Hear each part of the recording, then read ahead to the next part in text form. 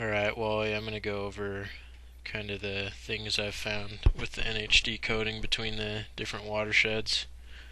We'll start out here in the San Rafael. So basically what you're seeing in red is everything that's coded as intermittent. So basically all the stuff that should be ephemeral. And then the blue line here is our perennial network. And then the black line would basically be the added intermittence.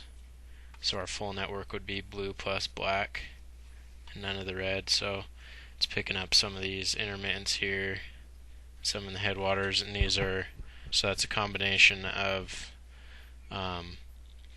stuff coded as perennial and stream segments that actually have a name. So I feel like that does a pretty good job in the San Rafael. Everything down here is basically barren. So we'll go look at the Dolores, which kind of has a similar issue to Utah as far as coding goes. So this is both the upper and the lower hucks. Everything in red is coded as intermittent, and a lot of it should be ephemeral. The blue line is just perennial, and then the black line is perennial plus named stream. So if we were to use that as a perennial and intermittent layer, I feel like it looks pretty good. I've gone in and looked at some of these black lines, and they're definitely intermittent, so at least the ones I looked at. So I feel like that's pretty good extent, or at least a good starting point. And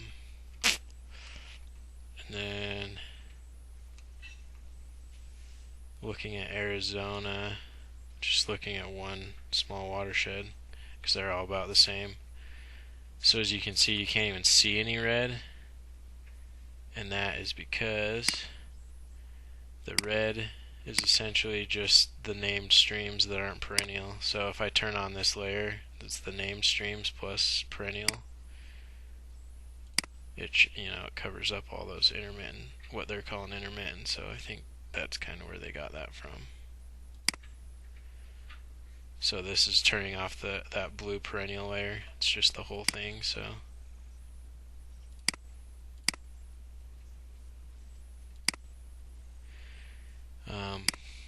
I feel like that's pretty good justification for doing it that way, because that's basically how we were going to do Arizona anyways.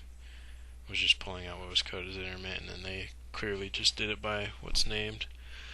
And then the last little issue is this watershed goes into Mexico, and obviously none of this stuff has any coding whatsoever associated with it.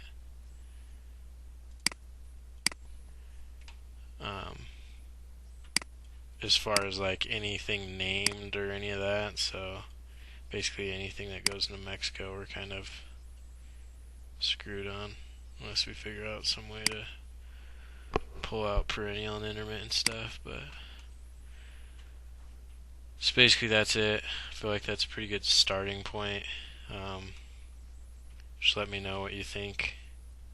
We'll get to doing a more finalized, or get a run of this and get it up on box to share with everybody else.